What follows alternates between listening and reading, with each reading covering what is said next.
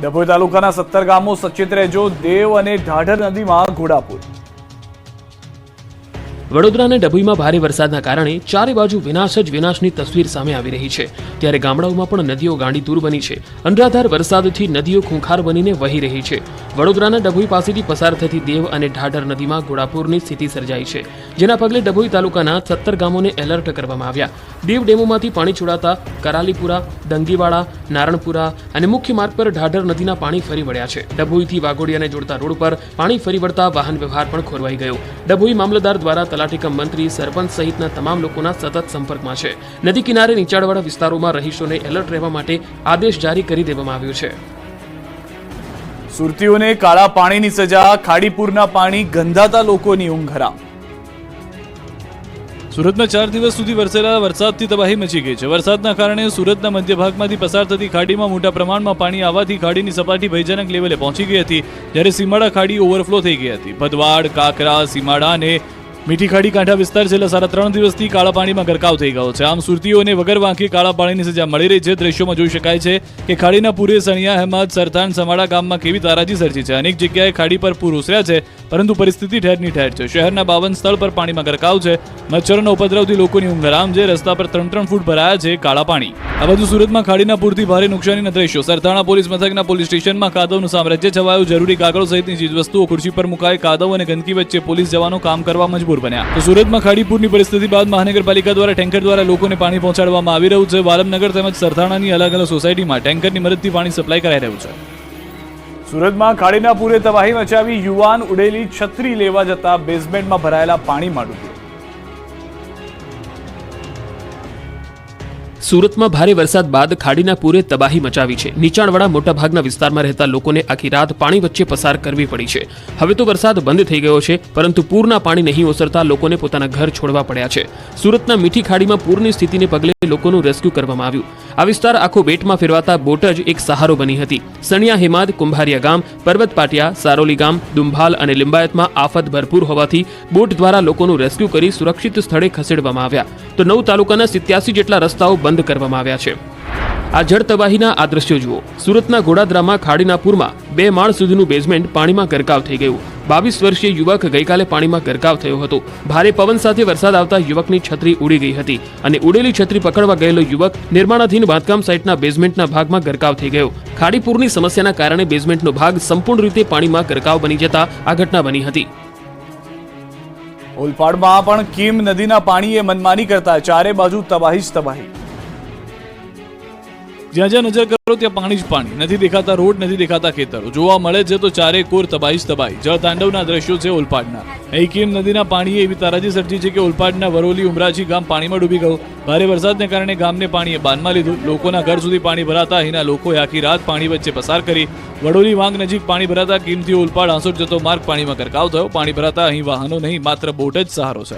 ઓલપાડના સાયણ ગામની હાલત પણ કંઈક આવી જ છે। અહીં પણ ખાડીના પાણીએ ઘાણી કરી છે। સાયણની અનેક સોસાયટીઓ ઘરોમાં પાણી ઘૂસી જતા મુશ્કેલી વધી ગઈ છે। લોકોના ઘર પગ ડૂબી જાય એટલા પાણી ભરાતા લોકોની મુશ્કેલી વધી છે। સાફલ્ય સોસાયટીના ઘરોમાં પાણી ઘૂસી જતા ઘર વખરીનો સામાન પલળી ગયો છે।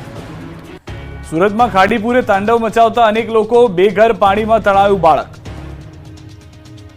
સુરતમાં ખાડીના પૂરે તાંડવ મચાવ્યું છે। આસમાની આફતથી અનેક લોકોની જિંદગી પાણી થઈ ગઈ છે। સુરતના વોર્ડ નંબર 30માં કંસાડમાં ભરાયેલા વરસાદી પાણીમાં બાળક ડૂબી ગયો છે। સચિનના કંસાડ ગામમાં 6 થી 7 ફૂટ વરસાદી પાણીનો ભરાવો થયો છે।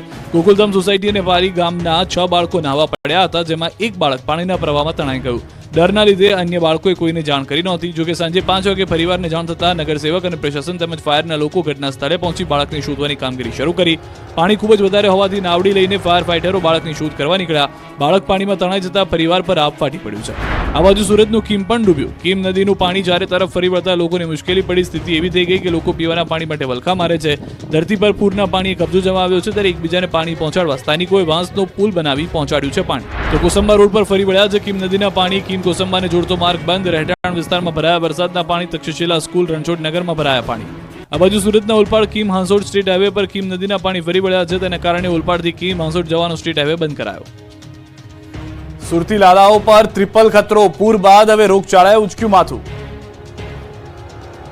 સુરતી લાલાઓ હજુ તો પૂરની તબાહીમાંથી બહાર નીકળ્યા નથી, જળ વિસ્ફોટની ઘાતમાંથી ઉગર્યા પણ નથી. ત્યારે નવો ખતરો મંડરાઈ રહ્યો છે, કેમ કે ખાડીના પૂરના કારણે સુરતીઓને વગર વાંકે કાળા પાણીની સજા તો મળી, ઉપરથી જ્યાં જ્યાં ખાડીના પાણી ફરી વળ્યા છે ત્યાં દુર્ગંધ મારવાનું શરૂ થયું છે. મીઠી ખાડી સ્લમ વિસ્તાર, બેઠી કોલોની, પતરાની ચાલ, ઇન્દિરા આવાસ, ક્રાંતિનગર, રાવનગર, રતનજીનગર, કમરુનગર, વાલમનગર, ગરીબ નવાઝનગર, ઓમનગરમાં 3 ફૂટ સુધી ગંધાતા પાણી ભરાયા છે, જેથી અહીં મચ્છરોના ઉપદ્રવથી લોકોની ઊંઘ હરામ થઈ છે. અહીં રોગચાળો વકર્યો છે. ગંદકીએ માજા મુકતા પીવાના પાણીમાં દૂષિત પાણી ભળી જતા રોગચાળો વધી ગયો. વાલમનગરની સોસાયટીમાં ઝાડા ઉલટીના કેસ વધ્યા. પાણીજન્ય રોગ ફેલાતા પાલિકા તંત્ર દોડતું થયું. આરોગ્ય વિભાગની મેડિકલ ટીમ સોસાયટીમાં પહોંચી ઘરે ઘરે જઈને સર્વે હાથ ધર્યો. આ તરફ અંકલેશ્વરથી સુરત હાઈવે પાણીમાં ગાયબ, વાહનોના થપ્પે થપ્પા જોવા મળ્યા. ભરૂચમાં પણ મેઘરાજાએ તોફાની બેટિંગ કરતા હાઈવે પર પાણીએ ડીંગો જમાવ્યો છે. ભરૂચના અંકલેશ્વરથી સુરત જતા સ્ટેટ હાઈવે પર જાણે કે કોઈ નદી વહેતી હોય તેવા દ્રશ્યો સામે આવ્યા છે. આકાશમાંથી મહેર કહેર બનતા ભરૂચના હાંસોટ તાલુકાના સહોલ ગામના માર્ગ પર પાણી ફરી વળતા પાણીનો અડ્ડો જોવા મળી રહ્યો છે. કીમ નદીના પાણી ફરી વળતા હાઈવે ગોતવા જવો પડે તેવી સ્થિતિનું નિર્માણ થયું છે. મુખ્ય હાઈવે પર જળબંબાકારની સ્થિતિ સર્જાતા વાહન વ્યવહાર બંધ કરાયો છે. હાઈવે બંધ કરાતા રોડ પર વાહનોના થપ્પા લાગી ગયા છે. વ્યારાના બોરખડી ગામે પૂરે સર્જી તારાજી, ગામની બહાર જવા માત્ર રેલવે ટ્રેકનો સહારો. ચારે બાજુ પાણી, ધસમસતી નદી, પાણીની વચ્ચેથી પસાર થતા લોકો, ટ્રેનના પાટે દોડતી જિંદગી. આ દ્રશ્યો તાપીના વ્યારાના બોરખડી ગામના છે. વ્યારા તાલુકાના બોરખડી ગામના 15 ફળિયા પૈકી નાની કુંડળ ફળિયાના રહીશોને ચોમાસા દરમિયાન જાણે વિખૂટા પડવાનો વારો આવ્યો છે. કહેર ગામે દૂધ ભરવા જતા પશુપાલકોને કાદવ કીચડવાળા પગદંડી રસ્તે ચાલીને રેલવે ટ્રેકનો સહારો લેવો પડે છે, જ્યાં રાહદારીઓને અકસ્માતનો ભય પણ રહે છે. ત્યારે વર્ષોથી પડતી હાલાકીને દૂર કરવાની ફળિયાના રહીશોએ માંગ કરી છે. ગત વર્ષે મંત્રી મુકેશ પટેલ સહિત જિલ્લા કલેક્ટર દ્વારા પણ આ ફળિયાની ઉડતી મુલાકાત લીધી હતી અને 1,32,00,000 ના ખર્ચે પુલ બનાવવાની દરખાસ્ત પણ કરવામાં આવી હતી. જો કે દરખાસ્ત થયાના 1 વર્ષ વીતવા છતાં પણ તંત્ર દ્વારા અહીં પુલ બનાવવા કોઈ તસદી લેવામાં ન આવી હોવાથી અહીં લોકો હાલ ચોમાસામાં ભારે હાલાકી વેઠી રહ્યા છે. તો ફળિયામાં એકમાત્ર આંગણવાડી છે, ત્યાં પણ ચોમાસામાં પૂરને કારણે પાણી ભરાઈ જતું હોય છે, જેથી આંગણવાડીમાં ભણતા નાના ભૂલકાઓને 1 થી 5 ધોરણની પ્રાથમિક શાળાના મકાનમાં બેસાડાય છે. ત્યારે આંગણવાડીનું નવું મકાન યોગ્ય જગ્યાએ બનાવવાની માંગ ઉઠવા પામી છે. અહીં વરસાદી માહોલ વચ્ચે 108 એમ્બ્યુલન્સ પણ પહોંચી શકે તેમ નથી. ત્યારે ભારે વરસાદ દરમિયાન ફળિયામાં કોઈ વધુ બીમાર પડે તો તાત્કાલિક સારવાર માટે દર્દીઓને લઈ જવામાં પણ મુશ્કેલીનો સામનો કરવો પડે છે. ગેડના પાણીએ કેડ ભાંગતા બોટના સહારે લોકો, ચીજવસ્તુઓ માટે લેવી પડી રહ્યો છે હોડીનો સહારો. હોડી પર ડુંગળી સહિતનું કરિયાણું ખરીદીને આવી રહેલા આ લોકો, ધસમસતા પાણીમાં દૂધ લઈને જઈ રહેલા પશુપાલકો. દાવો કરાઈ રહ્યો છે કે આ દ્રશ્યો ખેડ પંથકના છે, જ્યાં ખેડ પંથકમાં ચોમાસાના જીવન જીવવું ખૂબ જ અઘરું બની જતું હોય છે. રકાબી જેવા ભૌગોલિક આકારના કારણે મોટાભાગે ખેડના ગામડાઓમાં પાણી ભરાયેલા રહે છે. દાવા પ્રમાણે પોરબંદરના મિત્રાળા, દેરોદર, લુશાળા, ભડ તથા એરડા ગામમાં લોકોને હોડીના સહારે બટાકા, ડુંગળી તથા કઠોળ સહિતની સામગ્રીની હેરફેર કરાઈ રહી છે. ગોસબારાના જુમા ઇસ્લામભાઈ મચિયાના પરિવાર દ્વારા ખેડ પંથકના લોકોને હોડીથી મદદ કરાઈ રહ્યા હોવાનો દાવો કરાઈ રહ્યો છે. આ બીજા દ્રશ્યો દ્વારકાના કાટકોલાના હોવાની વિગતો છે, જ્યાં થોડા સમય પહેલા વરસાદ થયો ત્યારે પશુપાલકો આ રીતે ધસમસતા પાણીમાં દૂધ આપવા માટે પહોંચ્યા હતા. ઉલપાડના ડૂબેલા ગામડાઓનું નિરીક્ષણ કરવા મંત્રી બોટમાં પહોંચ્યા. સુરતના ઓલપાડના ગામડાઓમાં નદીના પાણી ઘૂસી જતા બેટમાં ફેરવાયા. ખેતરો, રોડ, ઘર, દુકાનો, મંદિર, ગામ બધું જ ડૂબી ગયું. ચારે બાજુ જળ હોનારત જેવા દ્રશ્યો સામે આવ્યા. સુરતની કીમ નદીએ રૌદ્ર સ્વરૂપ ધારણ કરતા હાહાકાર મચી ગયો. ખેડૂતોની સ્થિતિ કફોડી બની ગઈ છે. ત્યારે ગામડાઓની સ્થિતિનો તાગ મેળવવા મંત્રી પાણીમાં ઉતર્યા હતા. ઓલપાડના વડોલી ઉમરાચી ગામમાં ગુજરાત સરકારના મંત્રી મુકેશ પટેલ પહોંચ્યા હતા. મંત્રી પહેલા કારમાં આવ્યા હતા, પરંતુ પાણી એટલા ભરાયા હતા કે કાર પણ ડૂબી જાય એવી સ્થિતિ હતી. એટલે મંત્રીને બોટમાં લઈ જવામાં આવ્યા. મુકેશ પટેલે બોટમાં બેસી પૂરથી મચેલી તબાહીનું નિરીક્ષણ કર્યું. ગામમાં પહોંચી વડોલી ગામના લોકોની આપવીતીની માહિતી મેળવી.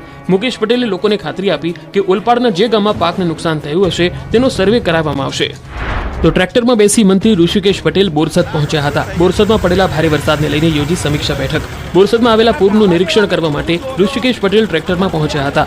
સેવા સદન ખાતે મંત્રી ઋષિકેશ પટેલે સમીક્ષા બેઠક યોજી હતી. ત્યાં નાયબ દંડક રમણ સોલંકી, જિલ્લા કલેક્ટર, ડીવાયએસપી, આણંદ જિલ્લા ભાજપ પ્રમુખ સહિતના અધિકારીઓ હાજર રહ્યા. ગુજરાતમાં આકાશી આફતથી 63ના મોત, 323 જેટલા પશુના મૃત્યુ.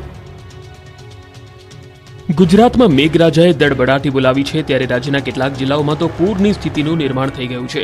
રાજ્યના 564 રસ્તાઓ બંધ છે. ભારે વરસાદને કારણે 16 સ્ટેટ હાઈવે બંધ થયા. બીજી તરફ રાજ્યમાં ભારે વરસાદના કારણે 25 ગામોમાં વીજ પુરવઠો ખોરવાયો છે અને 1020 જેટલા વીજ પોલ ભારે પવનના કારણે જમીનદોસ્ત છે. પૂરની સ્થિતિનો તાગ મેળવવા SEOC ખાતે મુખ્યમંત્રીએ મુલાકાત લીધી હતી અને રાજ્યમાં ભારે વરસાદથી થયેલા નુકસાનની સમીક્ષા કરી અને સીએમ દ્વારા અધિકારીઓ પાસેથી વિગતો મેળવવામાં આવી હતી. જે બાદ રાહત કમિશનર આલોક કુમાર પાંડેએ કહ્યું કે કચ્છમાં 75% વરસાદ વરસી ચૂક્યો છે. જો કે ઉત્તર ગુજરાત અને ઈસ્ટ ગુજરાતમાં ઓછો વરસાદ નોંધાયો છે.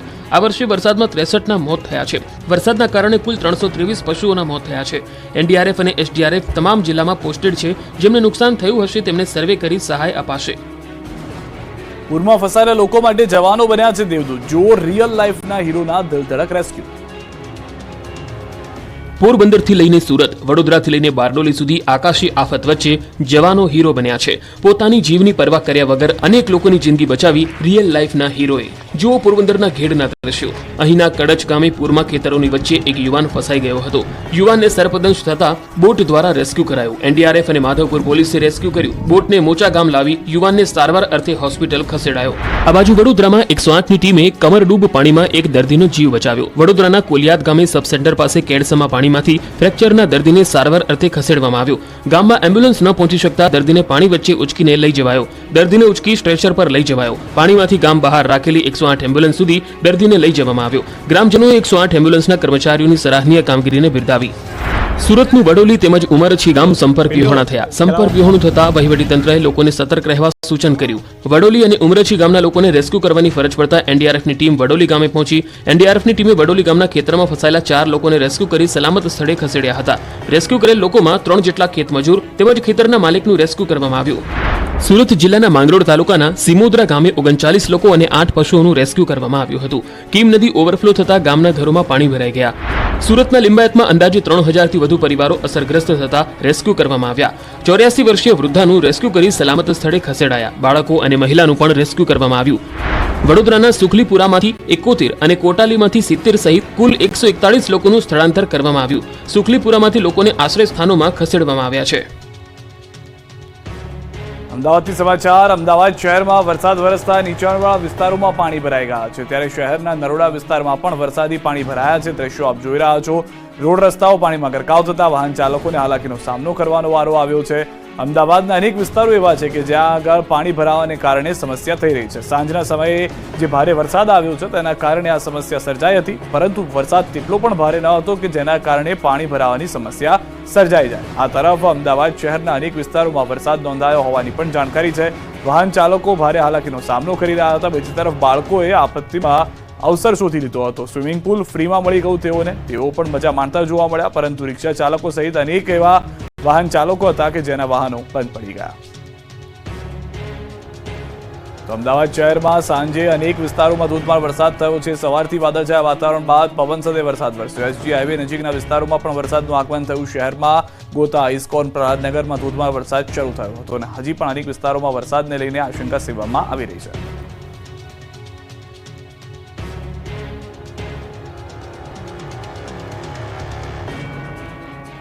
ઉપરવાસમાં વરસાદથી નર્મદા ડેમમાં પાણીની આવક વધી. કરજણ ડેમના 4 દરવાજા ખોલી 50,000 ક્યુસેક પાણી છોડાયું.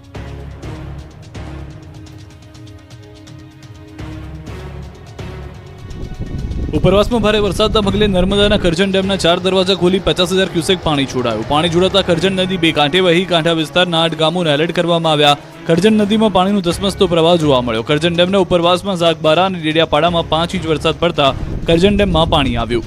તો નર્મદા ડેમની જળ સપાટી 121.08 મીટરે પહોંચી. ડેમની મહત્તમ જળ સપાટી 138.68 મીટરે છે. નર્મદા ડેમ હજુ પણ તેની મહત્તમ સપાટી પહોંચવાથી 17.06 મીટર દૂર છે. નર્મદા ડેમના હાલ કોઈ પણ દરવાજા ખોલવામાં આવ્યા નથી. નર્મદા ડેમમાં પાણીની આવક 11,144 ક્યુસેક થઈ રહી છે. નર્મદા ડેમ 55% ભરેલો છે. વડોદરાની ઢાઢર નદીના પાણીમાં ફસાઈ ગઈ બસ. વડોદરામાં ભારે વરસાદ બાદ ચારે બાજુ પૂરના પાણી ફરી વળ્યા. નદીઓ ગાંડીતુર બની છે ત્યારે વડોદરાના જાંબુઆ ગામમાં આવેલ બ્રિજ પર પાણી ભરાતા એક બસ ફસાઈ ગઈ હતી. મુસાફરો ભરેલી બસ પાણીમાંથી નીકળી હતી, પણ પાણીનો પ્રવાહ એટલો પ્રચંડ હતો કે બસ નીકળી ન શકી. ડ્રાઈવરની ભૂલના કારણે બસ અધવચ્ચે ફસાતા મુસાફરોના જીવ તાળવે ચોંટી ગયા હતા. બાદમાં બસમાં બેઠેલા મુસાફરોએ ધક્કો મારતા બસ માંડ બહાર નીકળી હતી. ઢાઢર નદીમાં મગર હોવાથી લોકો ડરમાં હતા. આ તરફ વડોદરાના ઉંડેર ગામમાં ઠેર ઠેર ભૂવા પડતા અનેક વાહનો ફસાયા. રોડ પર પાણી ભરાયેલા હતા અને ભૂવો પડતા ચાલકોને ભૂવો જ ન દેખાતા અનેક વાહનો કંઈક આ રીતે ભૂવામાં ખાબક્યા હતા. વાહનો ફસાતા મુસાફરો પરેશાન થયા. વડોદરામાં વરસાદે વેર્યો